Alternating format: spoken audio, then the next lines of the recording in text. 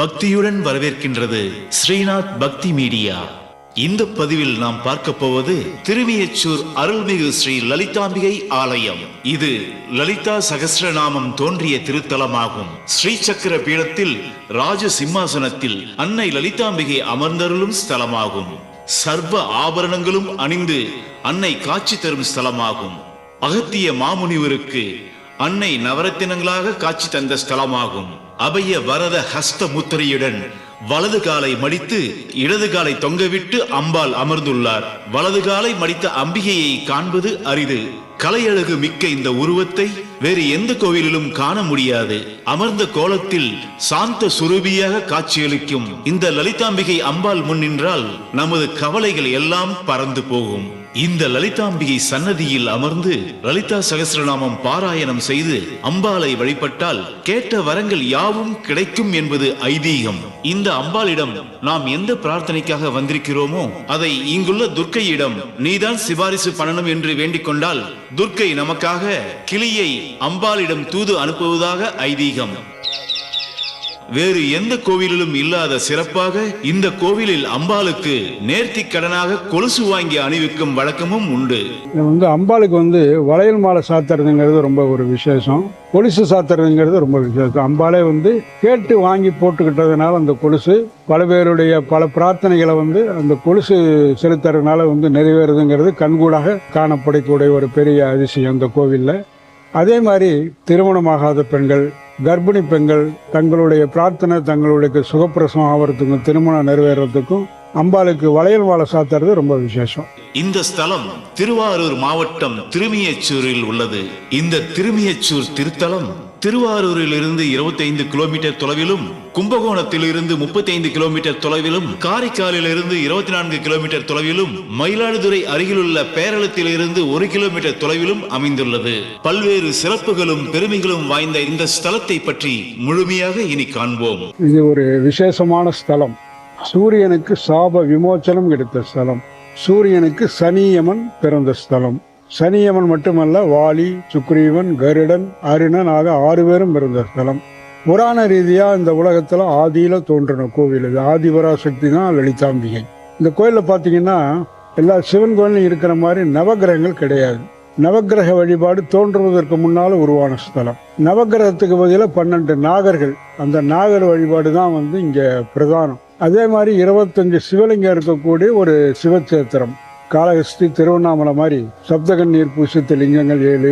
அகஸ்தியர் இங்க தங்கியிருந்தார். அவரால் ஸ்தாபிக்கப்பட்ட பஞ்சபூத லிங்கங்கள் 5, அஷ்டலிங்கம் 8, பாதாள லிங்கம், இப்படி 25 சிவலிங்கம் இருக்கு. இந்த பிரகாரத்துல போகும்பொழுது பாத்தீங்கன்னா சேத்திர புராணேஸ்வரன் ஒரு சிற்பம் இருக்கும். சுவாமி அம்பாளுடைய மோவாயை பிடிச்ச மாதிரி இருக்கும். சூரியனுக்கு எதனால சாபம் கிடைக்குதுன்னா சூரியனுடைய தேர்ப்பாகன் அருணன். அருணன் சூரியன் கிட்ட பர்மிஷன் கேட்கறான், நான் கைலாய மலைக்கு போய் சிவபெருமான தரிசனம் பண்ணும், எனக்கு அனுமதி கொடுங்கிறான். சூரியன் அவனை பார்த்து கேலி பண்றான், நீ ஏன் நொண்டி, உன்னால் எப்படி கைலாய மலைக்கு போக முடியும்? ஒவ்வொரு முறை கேட்கும் பொழுது ஏதாவது ஒன்று சொல்லி அவனை இன்சல்ட் பண்ணிக்கிட்டே இருக்கான். சிவபெருமானுக்கு கோபம் வந்துடும். தன்னுடைய பக்தனை இந்த மாதிரி இல்ட்ரீட் பண்றானேன்னு சூரியனுக்கு உமது மேனி கருமை நிறமாக கடவுதுன்னு சாபம் கொடுத்துறாரு. இந்த உலகமே இருண்டு போயிடுது. அந்த சாப நிவர்த்திக்காக சூரியன் இந்த சேத்திரத்துல தவம் இருக்கிறார். அப்ப அந்த சாபத்தினுடைய கடுமை பொறுக்க மாட்டாம சூரியன் கத்துறாரு, சீக்கிரம் விமோச்சனம் வீசுறான்னு கதறாரு. இப்ப சுவாமி அம்பாள் ஏகாந்தமா இருக்காங்க. இவர் கத்துறது அவங்களுக்கு டிஸ்டர்ப் ஆகுது. அம்பாளுக்கு கோபம் வந்துருது. மறுபடியும் அம்பாள் சூரியனுக்கு சாப்பிடுறதுக்கு அப்படியே திரும்புறாரு. பாத்தீங்கன்னா அம்பாள் திரும்புற பொசிஷன்ல இருப்பாங்க. சுவாமி அம்பாளுடைய மோவாயை பிடிச்சு சாந்தப்படுத்துறாரு. ஏற்கனவே நான் கொடுத்த சாபத்தினால இந்த உலகம் பாதிப்படைஞ்சிச்சு, மறுபடியும் நீ சாபம் கொடுத்துறான்னு சாந்தப்படுத்தக்கூடிய ஒரு அற்புதமான காட்சி. அதுல என்ன சிறப்புனா, அந்த சிற்பத்தினுடைய வலது புறம் பாத்தீங்கன்னா அம்பாளுடைய முகம் கோபமா இருக்கும், இடது புறம் பாத்தீங்கன்னா சிரிச்ச முகமா இருக்கும். அது தரிசனம் அப்படியே வந்தீங்கன்னா அந்த மூலஸ்தான விமானம் பாத்தீங்கன்னா கஜபிரஷ்ட விமானம், back portion of an elephant.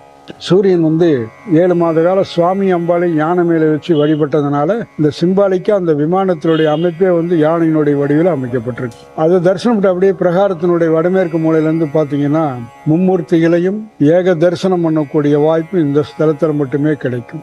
அதுக்கு காரணம் இங்க 2 சன்னதி இருக்கு. ஒரே கோவில்லையே 2 சிவன் 2 அம்பாள் இருக்கக்கூடிய ஒரு சேத்திரம். சுவாமி மேகநாத சுவாமி ஞானசமுந்தரால பாடல் பெற்றது அம்பாள் லலிதாம்பிகை. பக்கத்திலே சுவாமி சகல புவனேஸ்வரர் திருநாவுக்கரசரால பாடல் பெற்றது அம்பாள் மின்னும் மேகலையால். இந்த ரெண்டு சன்னதியும் அடுத்தடுத்து இருக்கிறதுனால அதனுடைய கோஷ்டம் பேக் சைடில் ஒரு கோஷத்துல மகாவிஷ்ணு, இன்னொரு கோஷத்துல பிரம்மா லிங்கோத்பவர்.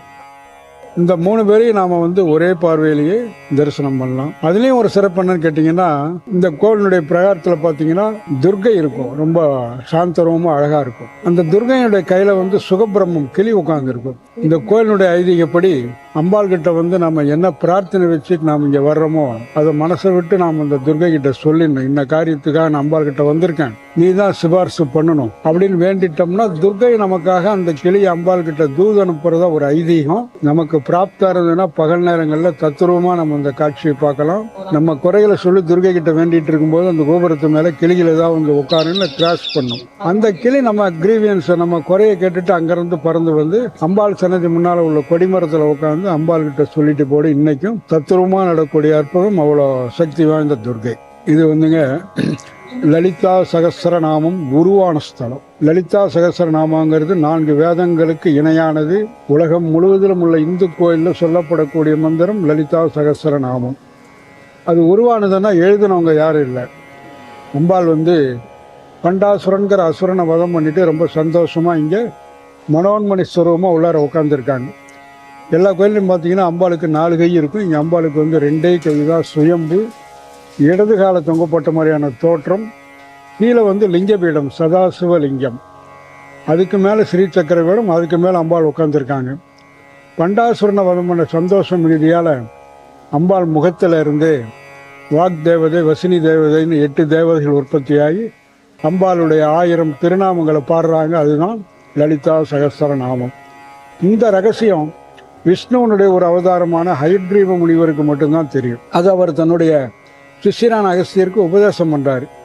அப்படி உபதேசம் பண்ணும்பொழுது அகஸ்தியர் கேட்கிறார், இவ்வளவு அற்புதமான சக்தி வாங்க இந்த அம்பாளை எங்க போய் தரிசனம் பண்ணலான்னு கேட்கும் பொழுது பூலோகத்துல ஸ்ரீபுரத்துக்கு சென்றால் தரிசனம் பண்ணலான்னு சொல்றார். இந்த ஊரினுடைய புராண பெயர் ஸ்ரீபுரம்.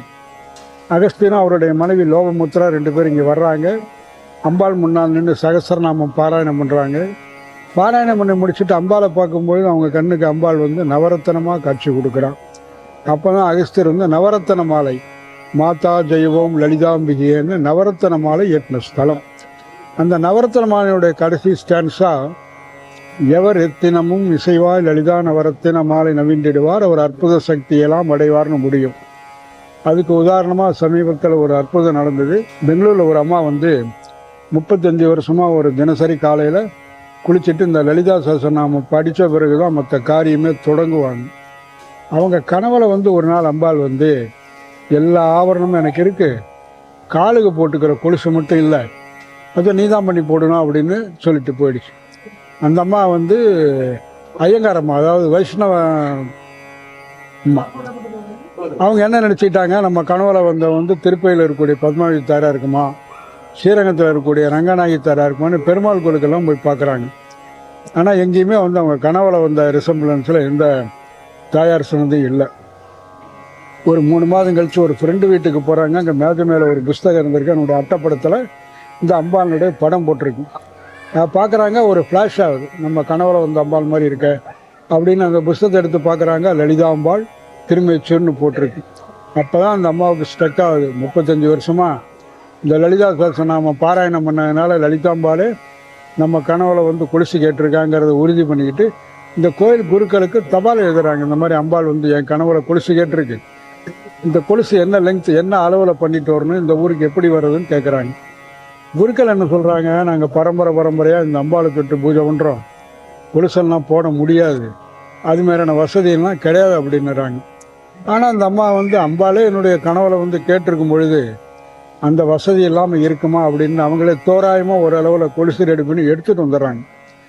எடுத்துகிட்டு குருக்களை கம்பல் பண்ணுறாங்க, நீங்கள் பாருங்கள் நிச்சயமாக போட முடியும். சரி, இந்த அம்மா ரொம்ப ப்ரெஷர் கொடுக்குறாங்க, இந்த கொலுசை வாங்கிட்டு அப்படியே சொருகி வச்சிருவோம் அப்படின்னு குருக்கள் கொலுசை எடுத்துட்டு உள்ளார போகிறார்.